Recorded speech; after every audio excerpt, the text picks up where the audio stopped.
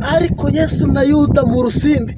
Haleluya, haleluya, haleluya. Ushobora bwa Rusaferi ari hano. None si ariko hari ibintu nandi gutekereza. Ngute ngeze ngahara hepfo gasanga Imana yakoze impanuka. Nahita nyisahura nk'ibiro 3 nk'ibiri 10 by'ibicu. Mama yangu. Nahita nyisahura nk'ibidondo 10 by'imvura. Nduko kuvuga guteka Imana habaga. Yeah? Kandi habaga. Wowe urundu kuruma. Ndubwira ngo jewe. Ubundi Imana ntaco wanayisahura. Subundi yapfaga iki n'abantu. Yesu yari umwana w'Imana. Yesu yari umwihanduza 10. Yuda se yaramukocoraga. Ejo kongera agasubirana nawe. Ngo Petero ngo mureke Yuda. Urakumva? Wahu Yuda mugigo njo mu ruha. Nyabyare. Kimchaze kiruru kugisha ibi.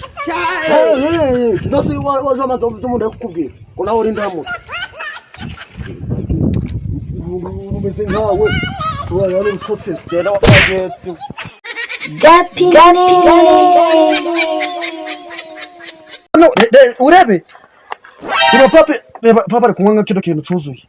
Kanyanga. Nawe bazi kunywa kanyanga. Kandi uzi ko kanyanga ari yo gucanisha. Umuntu agangara akayishira mu bihaha. Urukumva? Ko ntago uri muzima. Ntago ndi muzima. Ahubwo reba none nanjye ndamufatira umwanzuro kugira ngo mwereke yuko ibintu ari bidakwiye. Ngiye kugenda nige kunyura umogi. Urukumva? Imbaraga zanyu zose nzishira mu kwiga kunyura umogi. Kuko Seranga nabonye ishuri. Seranga nabonye ishuri. Ikaza njye ndumwereke sizo.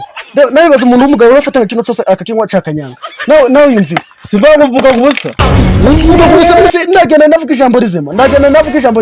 None se kanze ngubaza ikibazo. None umuntu niba gufata kinywa kino kintu cakanyanga arakumva akakiri. Amatara muri amwacho narimo igice cya kirozana cy'umufuka w'ibisigarizwa by'amatara. Nawe baza umuntu w'umugabo umeze uko. Twangigeraho. Zindwangiga none aje akora ibintu nk'aho nje gaturane. Yakadashaka nagakora mu wamena kora nibeshe. Nakora nibeshe ko uretse Gapingane.